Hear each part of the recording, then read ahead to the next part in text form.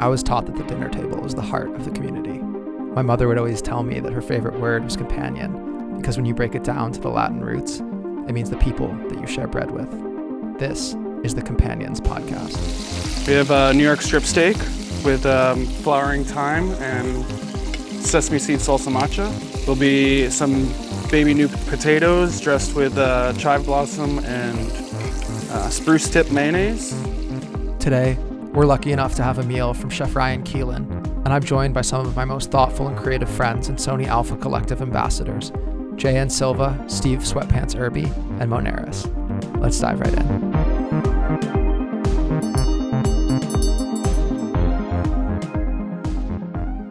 All right, guys, thank you so much for being here with me today. This is an idea I've had for a long, long time, and couldn't imagine better people to do it with today. I really think food brings people together in a way that I can't think of anything else that does it quite like that. And that was quite a meal. So shout out to Chef Ryan for that one. I'm feeling very, very satisfied by that. I'm so happy right now. But so much change has happened since we all met each other, and we'll get into how that all happened back in the day. But I also think we're at a really interesting time in current history with the way that things are evolving with AI, the way that social media has gone over the past years, the way that camera equipment has evolved so rapidly and really changed the way that we can tell the stories we tell. So it's so nice to be here with you, Jose, Monaris, Steve, and let's get into it. So one of the first things I wanted to bring up was Silva. You've always been a pioneer of so many different technologies. One of the scenarios that's really relevant to us today is that you were working back in the day with Sony Alpha on, I think it was a system called the Q system or something. Mm-hmm. And it was a lens that kind of Bluetoothed to your phone. Yeah. And it was just a lens with a sensor on the back of it. Mm-hmm. And it was kind of this, before the mirrorless era, it was its own little mirrorless lens camera. And then out of that job, you were able to blossom this incredible relationship and help them start the collective, which we're all in here today. And so I just want to hear from your perspective, that story. I wanted to start that way because it's so relevant to the circumstances under which we're discussing this. I didn't even know about this, so I'm very excited to hear about it. It's always like to call people. So this was back when on Instagram you could only upload photos from your phone and just iPhone stuff. And it was one of my first jobs of getting to do something related to social media. At the time, I still was teaching. And I was just excited to get something that was outside of the realm of the regular photography stuff that I was doing, which was weddings, events, headshots, kind of how every photographer starts out. And this company approached me, and the client was Sony, and they're like, hey, we want you to test out this lens that attaches to your phone, and you use your phone as a display. And we just want to see what you can do with it, and then teach a class at the Sony flagship store, which back then I think was on 59th Street. And I was like, all right, this is weird, but exciting.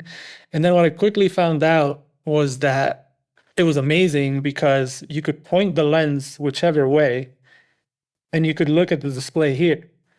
And it had a little button to press the camera, and it was a really good lens. It was, I forgot how many megapixels with it, but it was up there. And I believe the lens went down to 1.8. It was amazing. Yeah. But the no-look aspect of it was key, because for street photography, I'd just be like this, and I'd be crazy angles. So the photos I were getting really amazing. And then I taught the class at the flagship store, and then I led a photo walk after it. And I think at that point, Sony didn't realize the power of community and social media and how social media was just bonding people together. I want to say this was 2013. And I remember 60, 70 people came out. We went on the walk, and then when we came back, they ended up selling a bunch of these things. Yeah. And they were very excited about it. So from there, they just wanted my insights on, and I gave them a rundown of this is what I like about this is what I don't like about it. And afterwards, they were like, hey, can you do this again? But we're coming out with a mirrorless camera. Can we have you test out the camera and just tell us what you like and what you don't like? And at that point, I think they had just released the A7R, the very first one. So I tried it out. I gave them, again, a list of things that I liked and I didn't like. And I'm always very honest. And from there, that just turned into this like amazing relationship with Sony. And now it's really cool to see in the Alpha Collective how we all do that. You know, Right. we see their new products and we give them feedback, and that's how they iterate and Correct. they keep making better and better cameras, because now they have a whole group of amazing creatives giving them feedback. But not even that, and like so like candle trips, like, you know, it's like they're open to hearing what we have to say, which it's amazing. I still can't get over the fact that it happened in 2013. That was 12 years ago. Oh yeah. Facts. We're a baby. Yeah.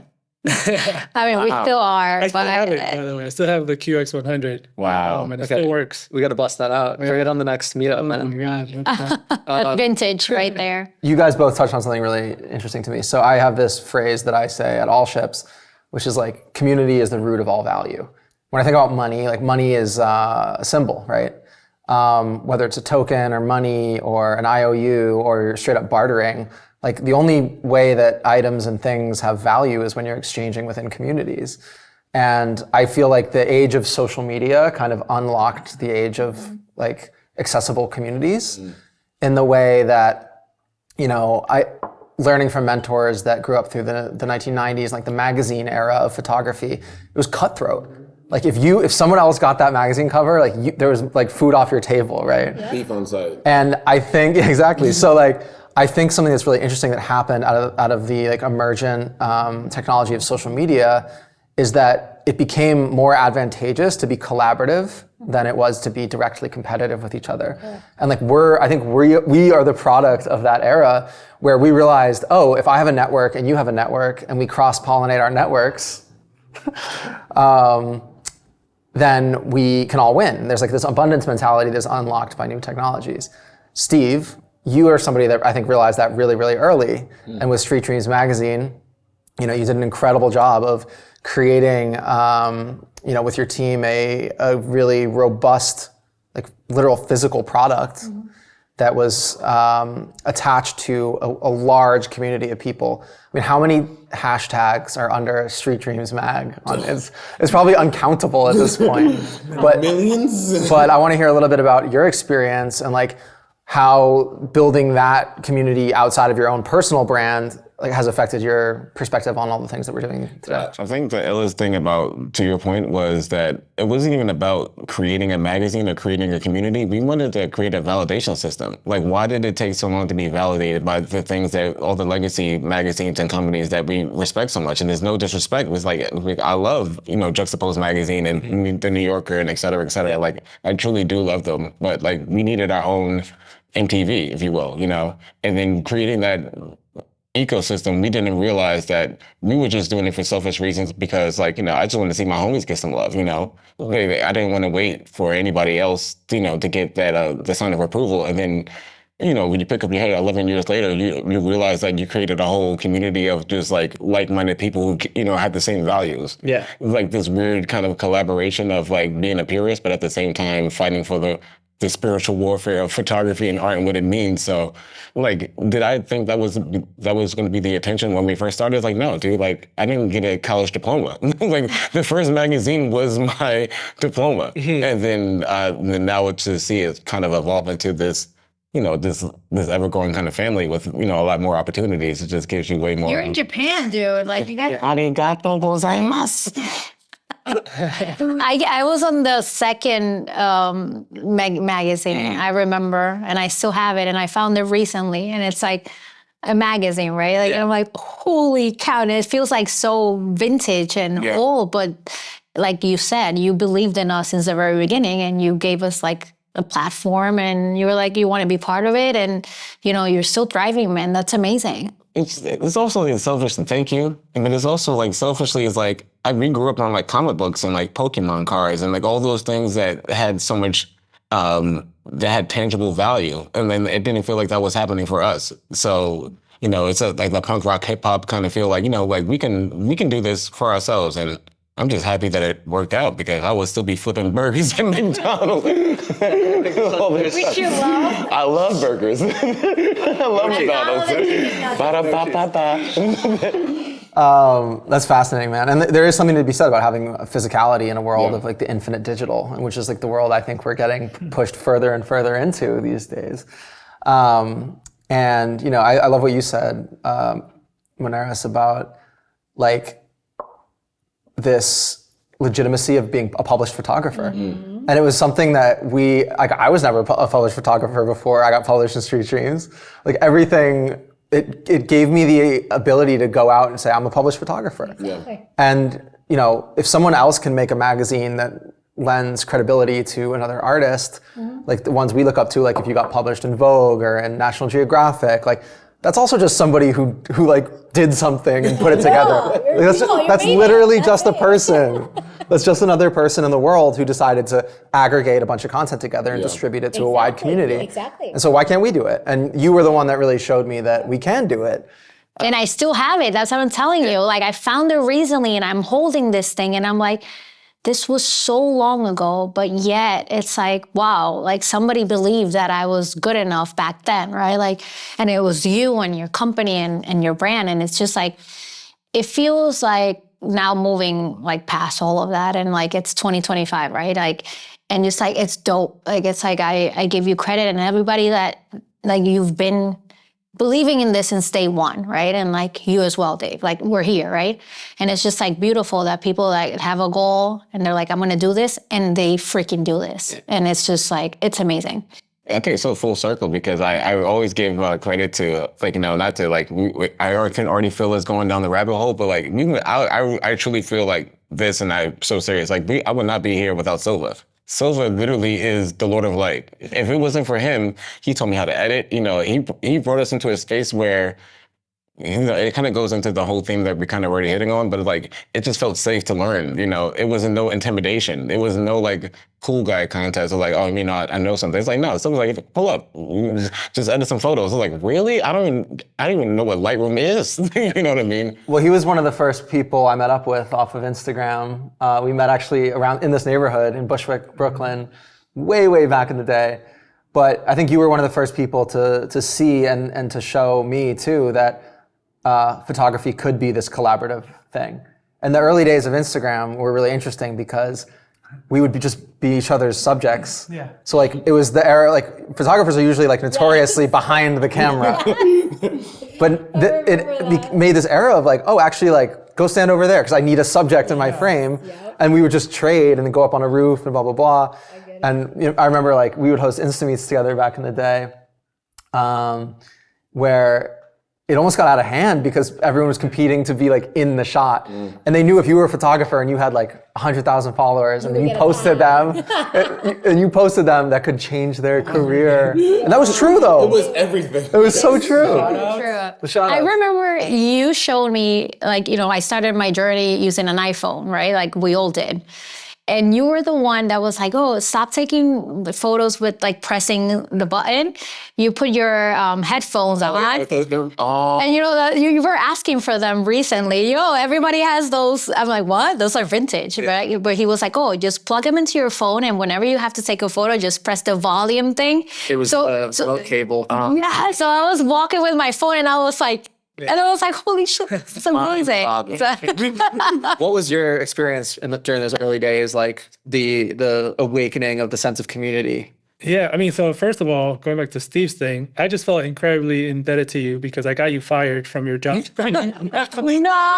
I invited him for a sunrise meetup, and he came, and we were just vibing, and I was getting like, there was like an epic sunrise, and I still have the photos, and I think that's the coolest part of the subject thing with friends, because I have photos of the first time I met so many like pivotal people in my life. Like I have portraits of you when we first shot. Yeah, and there's a bowl, like... on that rooftop, I have it. I have a photo of you with the sunrise. It's still one of my favorite shots. You're like flicking the cigarette, like on the cigarette mid. We gotta add these in as we're talking. Yeah. Okay. Yes. And I remember you were like, I'm gonna be late for work. I'm like, bro, like the light is so good. We gotta keep shooting. And then later on that day, he's like, bro, I got fucking footage. I was like, oh no, brother. Where were you working? Where were you? Yeah, the REI that's on the corner in Soho, like one of the Puck building, old little Monopoly man outside. Well, good thing they fire you. Because look at you. I don't know nothing about tennis, but it was not working out anyway. It was the best thing that happened. Anything for the gram. Exactly. Back then, that's what it was. For me, it was, I was still in education. And for me, photography was a very solitary thing. And, you know, I got into it because I was very introverted. And for me, it was just a way, you know, photography is just the art of observation, right? And just walking around, it was like a meditation for me just to really be present and capture things. But in you know, throughout my life, I never felt like I found my crew. I always kind of felt like an outsider to everyone's interests. And when Instagram came out, I was like, oh, this is fun. And it is a fun app. And I was just like browsing around and I would just go down these rabbit holes, checking into hashtags. And then I think I was going down like iPhone only. And then I saw Jason Peterson's feed. And I saw it and I was like, Shout out to Jason Peterson. Okay, what a guy. I was like, iPhone only. In black and white. Way. I was like, these are just like, you know, editorial worthy shots. And that sent me down this thing of like, I need to figure out how this man is editing these photos like this. And and through there, I found all of these communities that were featuring photographers. And I would just, you know, my early Instagram thing was just finding all these photographers that were getting featured and going down these rabbit holes. And then I found like an Insta.me hashtag and I was going and then I was seeing like, wait, there's photographers meeting up right now and like hanging out and taking photos. I'm like, this sounds amazing. Yep. And I just went to a random one, and I remember I asked my friend V to come with me for moral support. And it was like at the penthouse of a hotel near Times Square. And like, you know, I grew up very humbly. I've never been in a penthouse of a hotel. And I'm like, The hell is it's got the view, and I'm like, and we get free food. I was like, what's going on here? It's amazing. And, there I met Jacob Santiago, Village. What a And I guy. linked with them. And then, you know, we kind of just followed each other. Well, actually, no, Jacob was a hard follow. He didn't follow me right away. Jacob. And from there, I was just like addicted. I was like, whoa, I just met all these photographers. They know a lot. You know, we like shared information. And it became that immediately like, oh, you can teach me, I can teach you, or I can share what we know. That collaborative spirit. And then from there, I was just always on the lookout, like, when's going to be the next meetup? And for me, like, one of the most defining moments in my life and my career was Instagram was hosting an Insta.me weekend, and they used to host these weekends where they would encourage people to go and meet photographers. And it was like 3 or 4, like one of the first ones. Yeah. And I was following all these feeds, and I was like, all right, where's the New York meetup? Where's the, you know, New York, New Jersey meetup? Nothing. And there was an Instagram account called Instagram NYC. Brian DeFeo taking your photo, and Liz, they ran that feed. And I hit them up and I was like, hey, when's the meetup? And they're like, oh, we're out of town. We're not hosting one. I was like, and I'm seeing like LA's hosting a meetup and all these places. And I'm like, dude, we need a meetup. They're like, yo, you host it. And I was like, I don't have that many followers. I have like 1,000 followers. And they're like, oh, we can like connect you to these people. And they connected me to Jacob and Anthony, who I don't think he posts anymore. But we came together and I was like scouting. I was like, where we can host a meetup? And I just came across Dumbo. I was like, oh, this is a cool spot. Like I scouted it out and we all shared it. And we're like, oh, let's get a meetup going. And we show up and there were like 60 people there, which again, 2013, that's an insane amount of people. Wait, was that the one next to the boat? To me, No, that was. that's another one. That's the foggy. Yeah. Oh, Yeah, the foggy one was okay. That was also lit. Rain Rise. Yeah. name vibe. Good one. But this first one, you know, I met Omar, I met KO, all these people that I'm still friends with, you know, today. And Amazing. it was like a huge turnout to the point that I was like, whoa, like what the heck do we do? And, you know, the whole thing back then was you got to get a cool group photo. And for the group photo, I lined up people on the stairs and, you know, I spelled out NYC, took a big group photo, posted it on my feed, shared it with the people that ran Instagram NYC. And they posted it. And then on the Monday, Instagram featured it. But they featured Instagram NYC's. The pollen's I was like, oh man. And I saw they were gaining tons of followers because, you know, Instagram shout out to you tons. Yeah. And I mean, ultimately it worked out because they were like so thankful, and those were the people that founded the agency that hired me for the Sony job. Great. Yeah. Hey. Oh, wow. So circle. And I mean, from there, it was just like such a pivotal thing. And we did the 10-year run. We ran it back at the 10-year anniversary in 2023. And it's crazy. A lot of the same people that came to the first one, they were like, I've been to a meetup since that one. And I was like, It was such an interesting era of the internet because it was before it was very common to meet people online. Like there wasn't even online dating. Like I don't think yet. Nope. Maybe a little bit. Maybe OkCupid. Maybe I was on Tell us how you really local feel. hookups. Craigslist. delete. And your Facebook Marketplace. Yeah, but like it was still like a weird thing to meet somebody that you met on the 1000%, internet. Yeah. And look how far we've come because it's like, there's always that funny meme about Uber. It's like your whole life you were told never to get in a car with a stranger, and now like everywhere you go, you get in a car with a stranger. It's like that's the only way you get anywhere. Exactly. So it's really fascinating. Yeah, man, it's been such a long time, and like at that time too, Instagram wasn't necessarily like the only game in town. There's a ton of different social apps, and it's interesting to see how the like tech world shifting around changes our lives and like makes us meet each other and stuff like that. And I feel like that's happening again, but times 1,000. So I want to briefly shift from the past to the future. I'm really curious as to all of your different opinions on this, and then we'll skip back to photography in general. But the power and potency of AI technology, like, do you guys use it? How do you use it? Text-based? How do you use it? Image-based? And what do you think? Are you threatened by it? Is it something that scares you as a creative? What do you think is going to happen to creative jobs? Do you think it's a tool that you can use? Just a few prompts. I don't know who wants to take this one. Who's gonna go first? I can go first. Yeah, I mean, as with everything, I think being an artist is about adaptability, and the world is ever-changing. Technology is always moving at a faster and faster pace. And what I found is that most of my success in life and throughout my career has just been being a first adopter of new technologies, right? Like I was very early onto the internet. I was very early onto social media. That's true. I was very early into blockchain. And I know it just pays off to, your natural instinct as a human is to resist change. It's like, oh no, there's something new, uncomfortable. I don't want to try this. And I found that... But it's with everything in life, right? Everybody's scared of change. Like human beings, we're scared of change. Yeah. So for me, it's just always paid off to, oh, this is weird, but I'm going to try it out and see what happens. So I've been using AI, from the inception. I've been testing it out in both text-based, image-based context. And now all of us use AI because every app that we use has AI algorithm in the background, right? All of the image editing apps, they're all just using and the social algorithm. And the social algorithm. So you can't say we're not using it.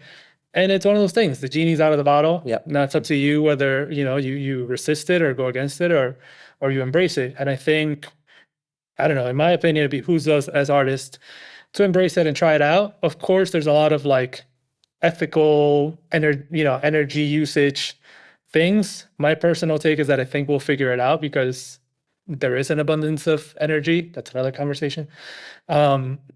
But I've found it an invaluable tool for not only brainstorming, mood board, just like getting ideas out of my brain. I feel like it's almost, and I think also it's a mirror. It depends on how you use it.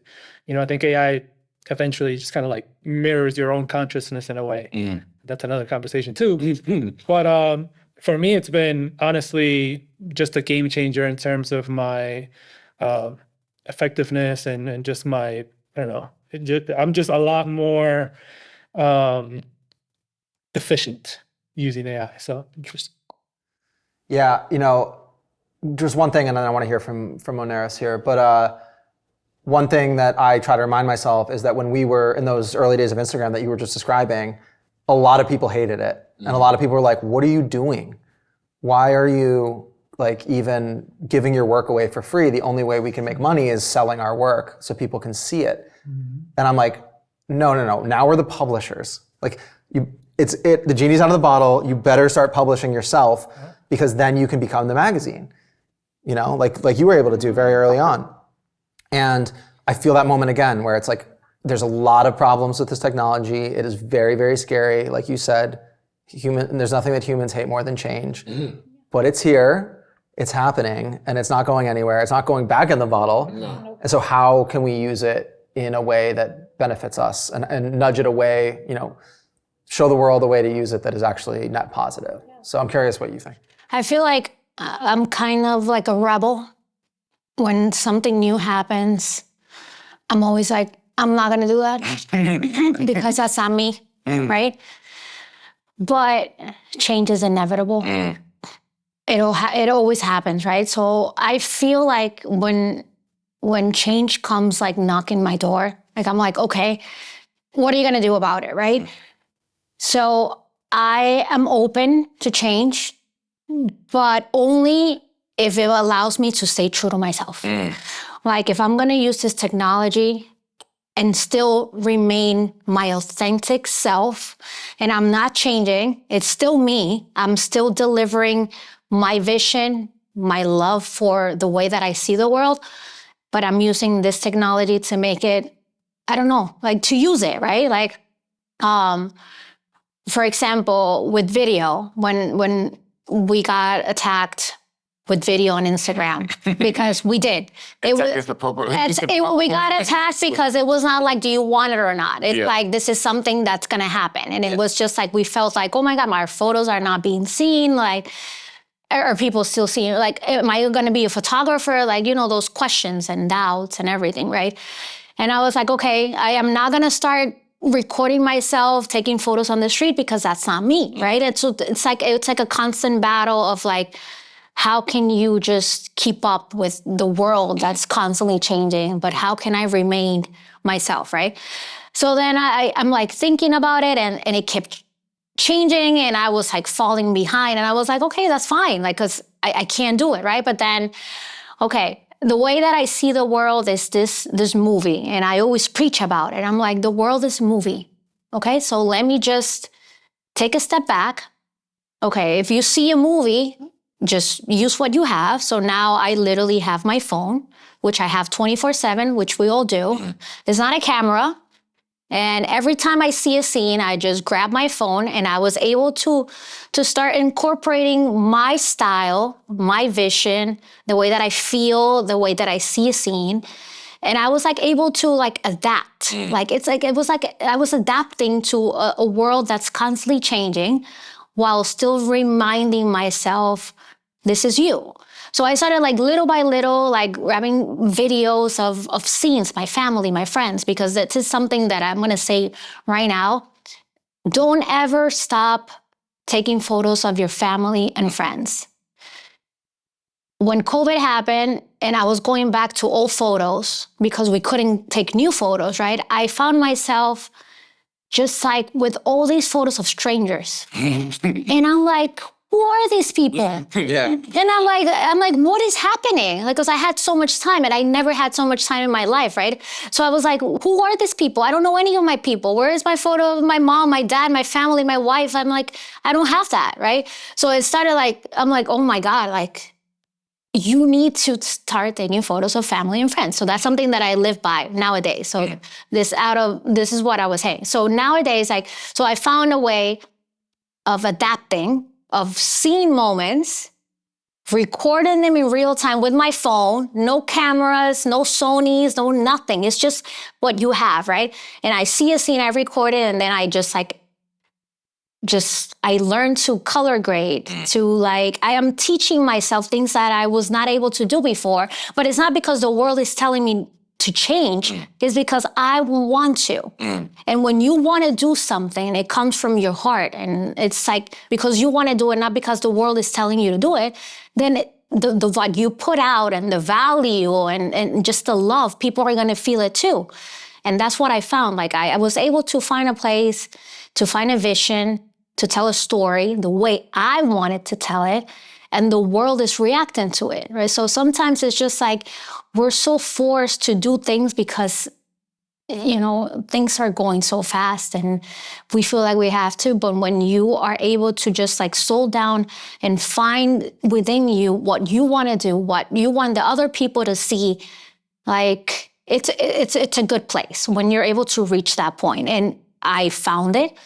I don't know if I'm going to feel that way tomorrow, but I think it's important to slow down and just like rethink of like the world doesn't dictate who you are. Like you dictate your own pace, your own time, your own love for yourself, what you put out in the world. So I think that's very important to touch base in this AI technology, because it's so like, what are you going to do? What are you going to do? No, but do it because you love it. And find little routes and tools that make sense for you and that compel you to do new creative things. Yeah.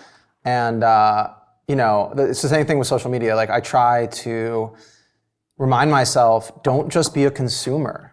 Like if you're gonna consume this fire hose of other people's lives and highlight reels and information, you have to also be contributing to the stream of consciousness. 100%. Because if you don't, that's the fastest way to just end up in this depression where you're like, everyone is having the time of their life except me because I'm laying in bed watching everyone else's life. Correct. And comparison is the thief of joy. Yep. And so you have to make sure that you're not constantly in a state of comparison, because the odds are stacked against you when you're watching 1,000 people's highlight reels and in the time when you're bored.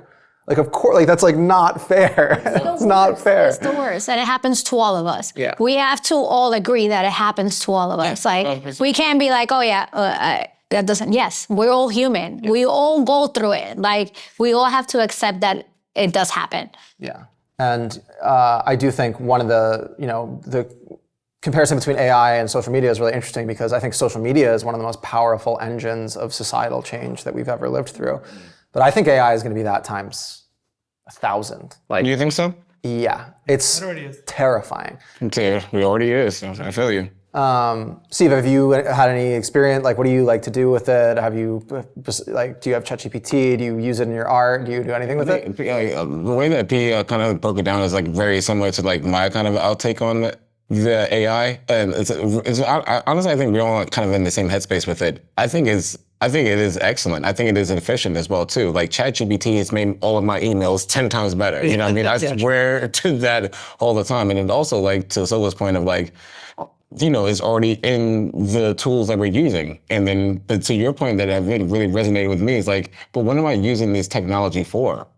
Is it like, the key word was tool, and then understanding the tool aspect of it, I think is just the part that I think is the biggest tension with everyone right now. They think that AI is going to generate their life, but they don't understand that we need to put the things into the AI. Yeah. So like, if you understand and you have really strong references about the things that you take care of and the things that you hold true to you, AI is going to be fantastic. But if you let that commandeer your life, as in like social media commandeers people's life sometimes, then you're going to think it's like it's an opposition. I think AI is an enhancement. It's more or less like, how do you want to utilize that? That's so true. And I think one of the most important parts of that is like with an infinite idea engine, like the ability to actually curate what it gives you and what you put into it and, carve a path through it that makes sense for your life is probably one of the biggest skills for that, because you can be like, you can go down any path with it, and who knows, where you'll end up. But if you have a really clear vision of like, I have this idea, what are the tools that I need to bring this idea into reality? It's a great tool. It's a great assistant for that. Yeah. Well, for me, it's just opened a lot of doors. I see it as just like the most optimal executive assistant for everything. It's just like a sounding board of ideas. And I'm like an idea person. They just come, and before I'm not organized at all. So before I have to write it down, look things up. Now, and one of the biggest changes for me is just speaking into it. And I've tried all of the engines. Does that really work like that? People do say that it works. It changes your life. Just like really pick it up. Like hey, I have with this the voice idea. back, or? Yeah, the voice. Or sometimes if I have time, I'll do the voice. If not, I'll do text. And I'm like, hey, I just had this idea, I want to venture into public artworks. What would I have to do if I want to make, and this is an actual, I'll say the idea. Just public artwork, and I want to do the sacred geometry based artwork made of copper, things that conduce electricity. What are the steps that I would need to take to 1, model it, 2, engineer it, 3, pitch it to a government, and 4, just bring it to fruition. And then it'll spit it all right out. You need this and that. And I'm like, okay, now break that down into a list. And it just like, you start talking to it, and it just makes everything, and these are things that would take me hours before. And for me, it's just like a way of exercising my creativity. Yeah. Like I have, and you can start different like subfolders. I'll be like, hey, I have an idea. I do a lot of different forms of art, and you know, that I kind of keep to myself. Or, hey, I have an idea for a movie, and it's about this, and that. You know, help me, you know, ideate maybe a few different things. And like you said, anyone can have ideas. Anyone can see a ton of them. It comes down to like curating and what's the right thing that's authentic to yourself, right? And then from there on, it's just like disseminating what it's giving you, all that information, and what are you gonna actually follow through with it? You know, a lot of them I don't follow through with it, but some I do. Another thing is like I have these photo shoots that I've had in my head for, you know, decades. Like I had this thing where like I studied literature and I studied a lot of Shakespeare, and I had this, I want to make like a futuristic Macbeth. I'm gonna do a photo shoot. That's kind of tight. And how much would that photo shoot take me? It would be like hundreds of thousands of dollars. And I don't have that kind of money, but I'm like, what might that look like?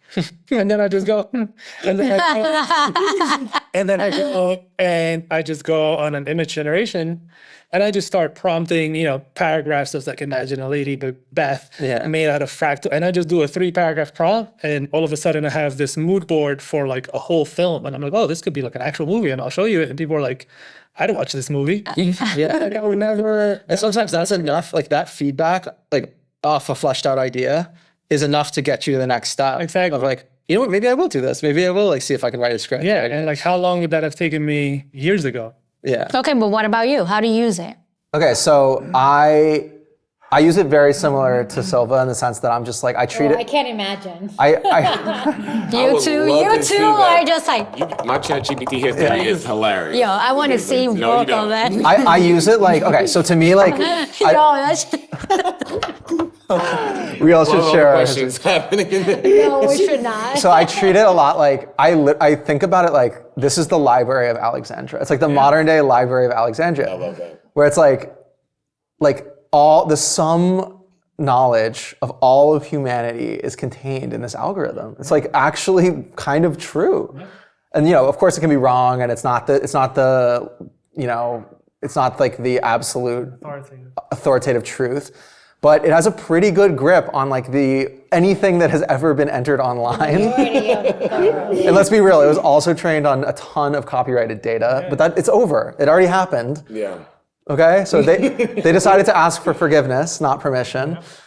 So I just am like, any question I have where the answer usually is something I would Google, I'm just asking AI basically. Yeah. Where I'm like, oh, like, because I want more in-depth information. I want more specific information. I want information that comes with resources. Yeah. I want to go deeper and deeper and deeper. And so for me, I almost try to challenge it too with ideas. Like, you'll really love this one.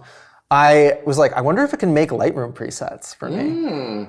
It can like synthesize information that you'd be surprised about. And the only reason I use that as an example is because it's like an idea that I didn't think it could do, that it immediately was like, of course I can do that. Yeah.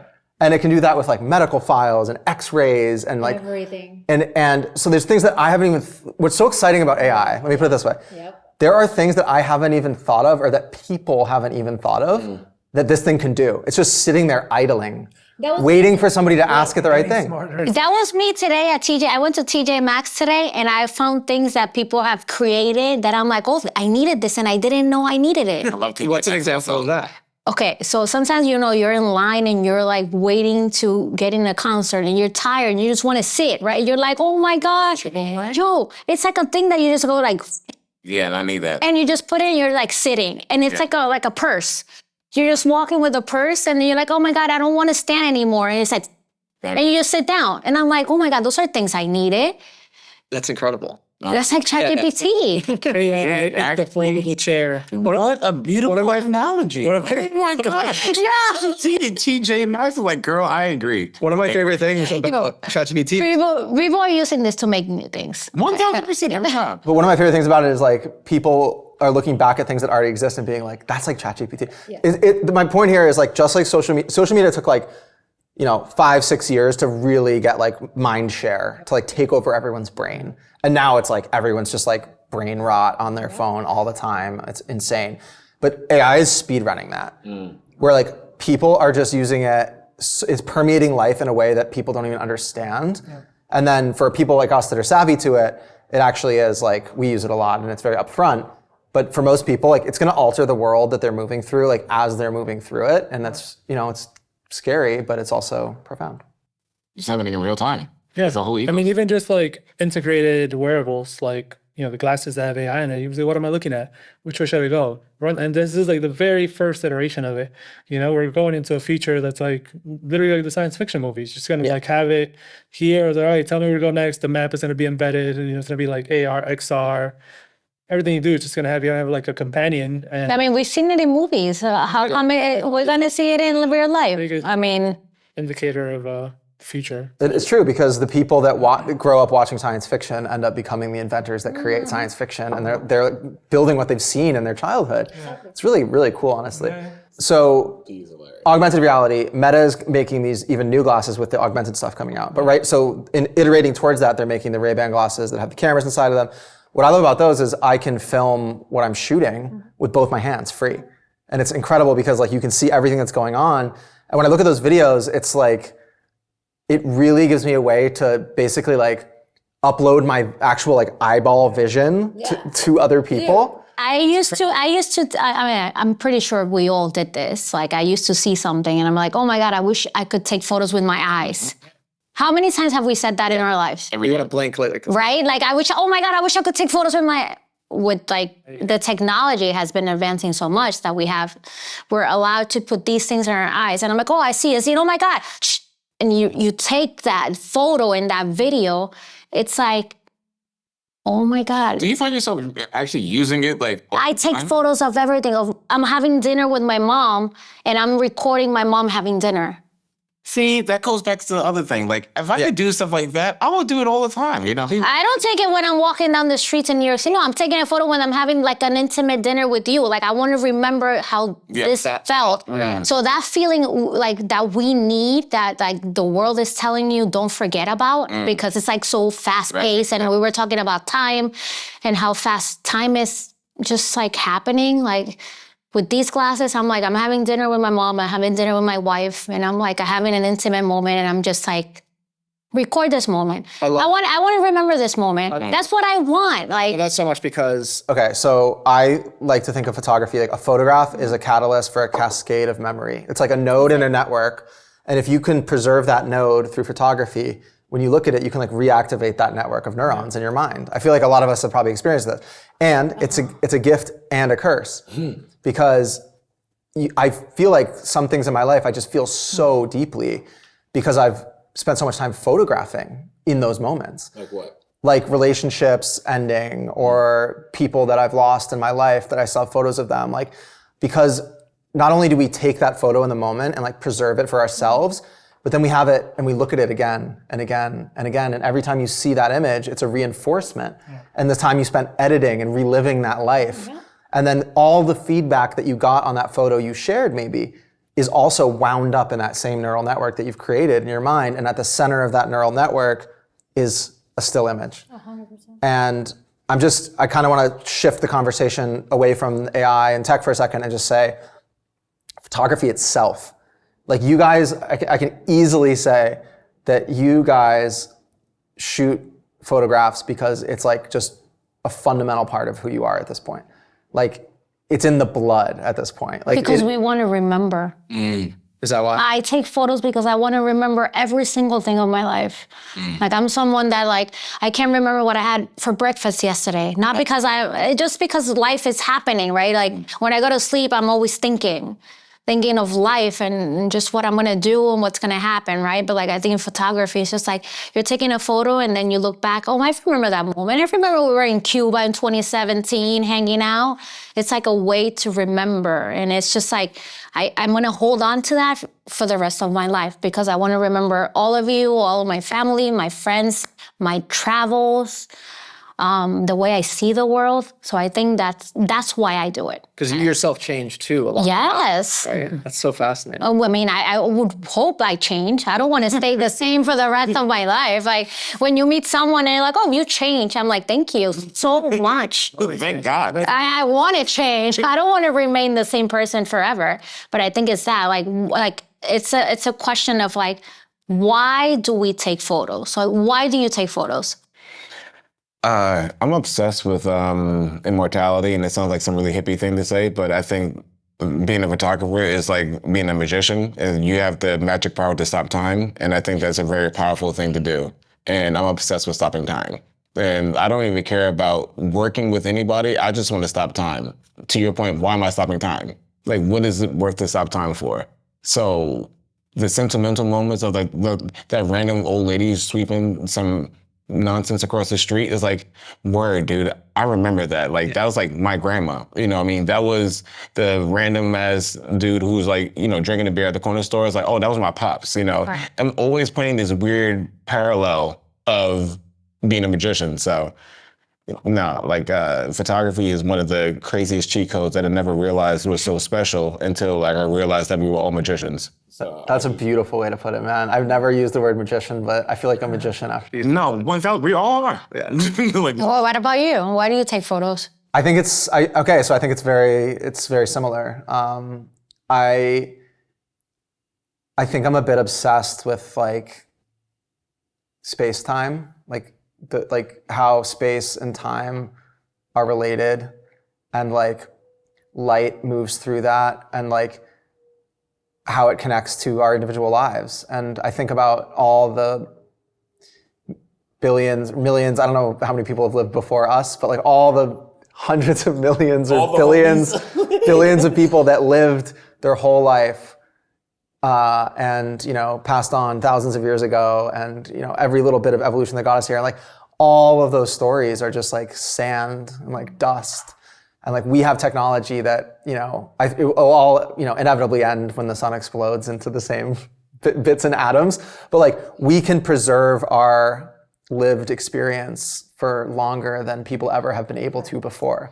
And so like it's almost this duty to record this experience here on life, or like here on Earth, because it's just so profound that this exists at all. And I want to look at it in infinite detail, in like fractal detail, where I'm like, I love walking around with a macro lens, you know, and just being like, you can take one square, you can take like 1 square foot of the forest and spend a day there and come out with a whole project. That's very inspired, by the way. It's so crazy. And then you can turn that same camera and point up at the cosmos and shoot like Curtis Morgan shots of like nebula, like that are already like, you know, like stars that died like a million years ago. The light's just reaching us. So it's like this macro, this micro, and then you in the middle of it, and it's the art of noticing. And the one other thing I'll say about that before I hear Silva's opinion here, but is that it slows down time for me and like makes me so grateful for every little bit of light that hits my eyes. I'm like, this is so cool. This is so interesting. This is so beautiful. Like the way this candle moves, you know, and thinking about the physics of that and the chemistry. It just makes me more curious as a person to live with a photographer's eye. And like, it just makes me enjoy the world more. It like turns the world into this beautiful game. It's like, how can I find the beautiful intersections and confluences of circumstances that make this world such a beautiful place to be? And then the privilege and joy of like, being good enough at that to show other people, and then they see it and they're like, cool, like that's actually really fascinating. Like looking at your shot of like the eclipse or something. Yeah. And it's like, I mean, so it's no big deal. You're like talking about an Oreo cookie. You're like, right, Oreo in the rain. Okay, fine. I'll also do that. Yeah, that's even better. Silva, I'd love to hear why photography. Yeah, for me, I mean, I said it earlier, for me, photography is the art of observation and presence. And I think to be a good photographer, you know, you have to be, the better you are at being present and fully immersed in that moment, the better you're going to notice how the light falls, how to compose the shot. Like, you know, when you're out doing your photography, you have to be paying attention to all these things that happen. And yeah, you might get lucky here and there, but to be really good at it, the more present and aware you are and really noticing things, the better your photo is going to be. And there's like a really beautiful concept in Buddhist philosophy, and it's noticings per minute, right? Mm-hmm. There's a lot of times where, you know, think to yourself, you can walk a whole mile in your headphones. How many times has this happened? You take off your headphones and you're like, oh, I don't even know how I got here. Like, I don't know. Yeah, what happened. 100%. You're just in your mind. You're listening to your music. You're in your thoughts. Even with driving. What happened? Yep. Yep. And in Buddhism, there's this concept of, the more aware you are and the more present you are, and you do it by meditation, by going into the breath, you start to notice more and more things per minute, right? And it's kind of like a form of awareness, just how many things you notice. Like you said, the candle flickering, right? The way as it moves, I've noticed I was moving early and I was casting a little shadow, and just the little things that you notice. And I think photography is the art of that, right? And one of the most beautiful experiments is like, a photo walk. You can start with 10 people and you go around the same block, and then you see the photos can be completely different. Somebody might have a macro lens and he's shooting the cracks in between the street because he saw some little fractal leaf. Somebody might have said, oh, look at the type. All the type fonts around the storefronts are really cool. Someone would say, oh, look at all these reflections that are, going through the light, right? You might see the dude, the lady sweeping, and you capture that because that reminds you of your mom. And I think it just goes back to this very kind of inexplainable thing that like, you don't know, no one else has your perspective, and no one even knows what's in here. No one knows who you are really. And photography is a way of expressing that, right? Like how cool that you can tangibly show your whole human experience through this one tool. Yeah. Right? I think that's just like mind blowing. And as you said, is like how amazing it is to be good enough at it that other people appreciate it. Yeah. And I think there was a point in my career where someone would like ask me to do a photo and I'd be like, oh no, I'm going to charge this or that. But like now I'm old enough and I don't know. I'm like, yeah, this for me, like if I show up to your, to someone's like friend's birthday or something, or before I'd be like, oh, they only invited me because they want me to bring my camera. Yeah. There you go. And before I'd be like, I would feel a sort of way about that. Yeah. But now I'm like, no, this is my gift. Yeah. Like this is something that was given to me. That's nice. And I'm going to go. And ultimately for me, what does it take to come to an event and shoot photos for 2 hours for a friend? Nothing. Right? That's like, I do that, all day. Go edit. Because you do it regardless. Edit really fast. And those photos are going to mean so much to them. Lifetime. Correct. Like, many times people will tell me like, dude, that photo you took of my mom was like the best photo anyone's ever taken. And like that compliment where like someone one day looked at my Instagram and was like, the worst photo you've ever taken is the best photo I will ever take. I don't even think I'll be like, interesting. I'll take it. That's it's true. Something that a lot of us take for granted. Yeah. Yep. And for me, to have been blessed with this gift and to have put it all together at such an early age, and as I get older, I find it's even more and more and more valuable. Like, as you said, whether it's a relationship or mortality, like, you guys know my mom passed away, and like at my mom's funeral, we had 5 boards full of photos.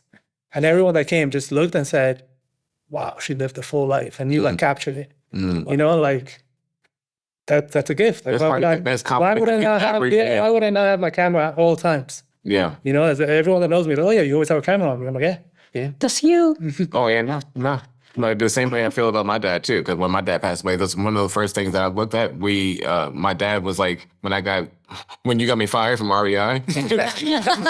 Well, sir, we took a road trip from Las Vegas to from Denver to Las Vegas or something like that.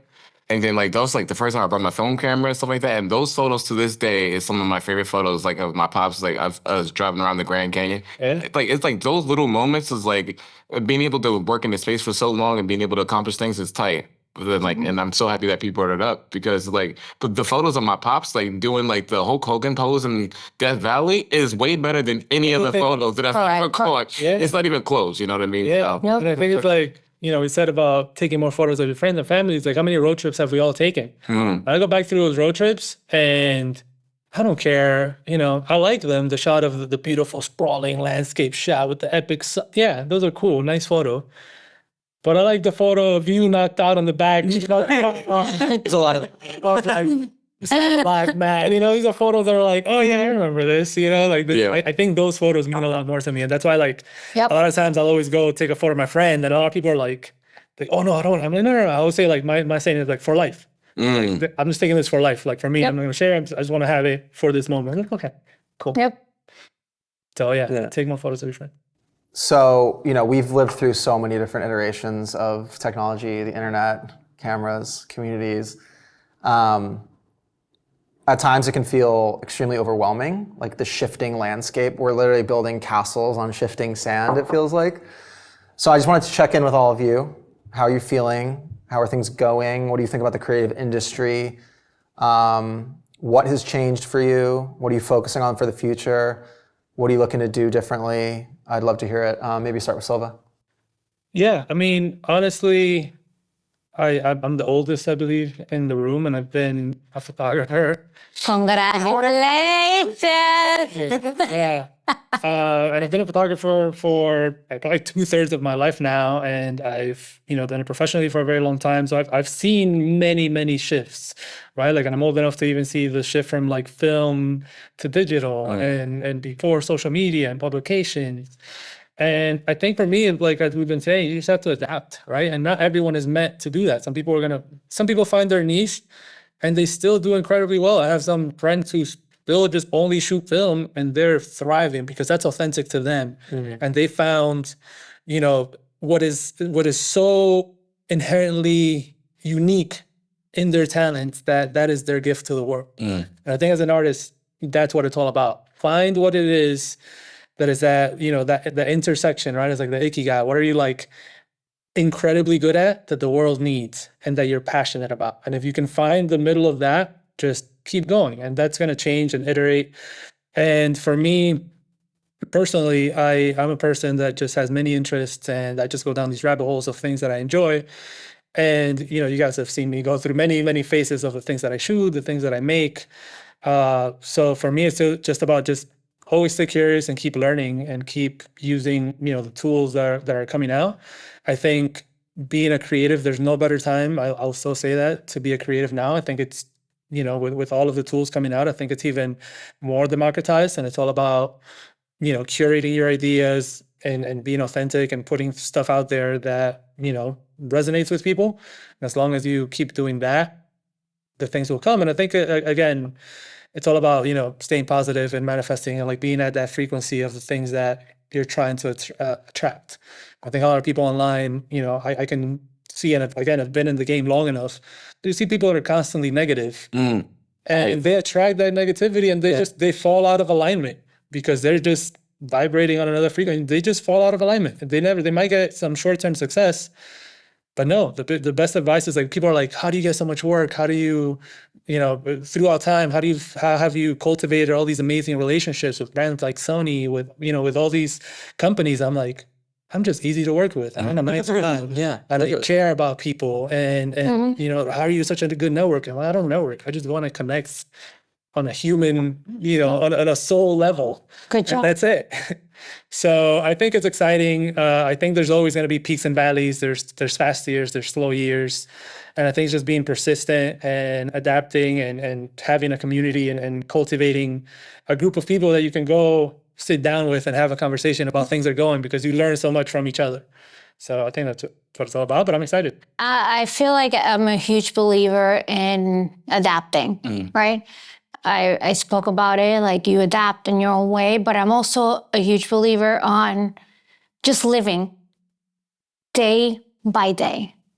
And what I mean by this is like, I feel as human beings, we're always so focused on the future.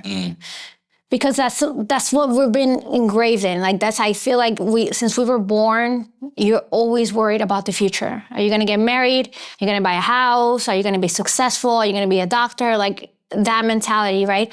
I feel like I'm at a point in my life where every day that I wake up is like a blessing. And I don't wanna sound like that's like cheesy or not. But every day I open my eyes before grabbing my phone, I look up on the ceiling and I'm like, oh my God, another day, thank you. Because that simple truth, like, aligns everything that you believe in and everything that you, like, the way that you see the world, right? So just like that thought of every day is a gift. As a creative, we already have so many worries. Like, it's just like, am I gonna get work? What's gonna happen? Everything is changing, right? But as a creator, every time you wake up in the morning, you give thanks for what you have now, and you're like, I'm gonna fuck. Oh, sorry, I don't think I can curse. I'm gonna freaking figure it out. You can figure it out. Like, it's just like you live your life day by day because you don't know what's gonna happen tomorrow. The past is already gone. Like, just embrace the present. That's something that we as photographers forget because we always want photos to look like the past. And the future, we don't even think about it. Oh my God, what are people gonna be wearing? What are people gonna look like, right? So as creatives, like, we just have to find a middle ground. And if you're able to just like live in the present day, I learn that it makes me a better human, a better person, a better friend, a better daughter, a better wife, a better person. Like, I said that for It's true though, it's true. No, it's the bars though. It's true. Steve, how do you feel about the current state of things, about, your path, what's going on in your mind? There was a really good song by the famous musician Papa Roach. I cut my life to pieces. This is my life. Very, a very defining moment. We'll try to get the right play it. Yeah. But all jokes aside, though, I think we all there's a lot of I always people talk about the Venn diagram of thought. There's a lot of Venn diagram energy with that. My side of the Venn diagram is focusing on diversifying my bonds. As much as I love photography and art, I can't just only do that. Right. I love food. I love video games. I love all these other things in my spectrum. So I've been taking my sweet time to really indulge myself and really be a part of those things. Because anytime that photography feels like work, I do not want to do it. Right. Because photography is the thing that's my one true love. Why would I ever want to make it feel like this is the thing I don't want to do? Right. So the more that I can just fall into other ecosystems and worlds of like I mentioned, with the food scene and being able to, step into that space and actually have some kind of weight in there. That's huge for me, I've been doing the video game stuff for a long time. I've been a nerd for a long time. So being able to be, validated in that space is important. So I think that sometimes you get so caught up into so it's just a human thing. Everybody probably plays the comparison game sometimes. You know what I mean? It's just the inevitable, especially when you do something you love. I just try to make sure that I focus on all the things I love, and that gives me way more kind of relief and a better balance. So if I want to eat tacos all day and just kick it, then I'm like, bro. Then you do it. Then you do it, baby. You feel me? Then you do it, baby. That's beautiful. Good for you. Good for you. What about you, Dave? Round of applause, Steve. I am me. Look, so much of what you guys said. Yes. It just is completely aligned with me. Silva, I love what you said about resonance. I also have this thing where if somebody's entire output is just them complaining, I'm just, that mute button, it never gets hit harder than that. I'm like, bye. Because there's just so much that you can focus on. Yeah.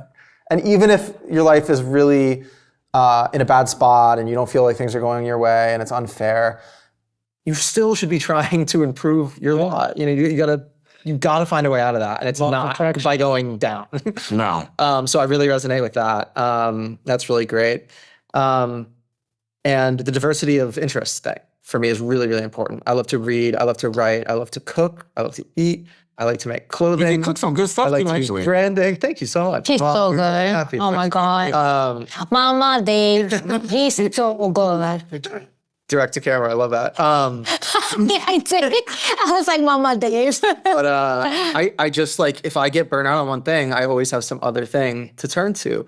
And that's what, it just feels like such a fun way to have this playful life where I can move through the world. But if I have to give one real hard answer here, it would just be, despite everything that happens, despite anything, the number one thing to do is focus on your community. Again, community is the root of all value, but it's also the root of all support. And we are a social species. We've evolved for millions of years to enjoy sharing food together. And what is your main thing about your company? What is your main? And all ships rise with the tide. And what does that mean? Can you tell people? Because that's something that you've been teaching us since day one. It's a fact.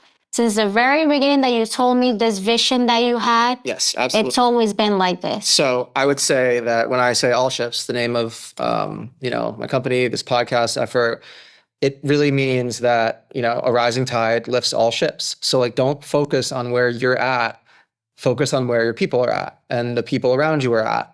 And it just like in the early days when we were meeting up and doing photo walks and teaching people how to do photography for free and teaching people how to edit for free and sharing our thoughts and our techniques very liberally with anybody who would listen.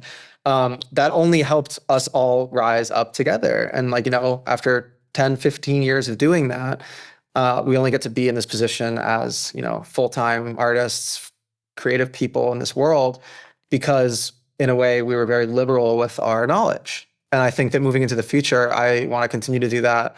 And I would encourage other people, like, there's no precious secret that only you have that is the reason that you're succeeding. Like, your success is dependent on the people around you succeeding. And that is what I would like to end on there. So, yeah, I do want to give a huge shout out to Chef Ryan. Incredible meal that's packed quite a stage. Is he still here? And I really want to extend a heartfelt thank you for the atmosphere that we're in, Borum Studios. Oliver, thank you so much for having us and hosting. What a guy. What a guy. Links to everybody, to all of you guys, and to this location, and to Ryan in the comments. So please stick with us. We're excited for the next time we do this. I think it was a hit.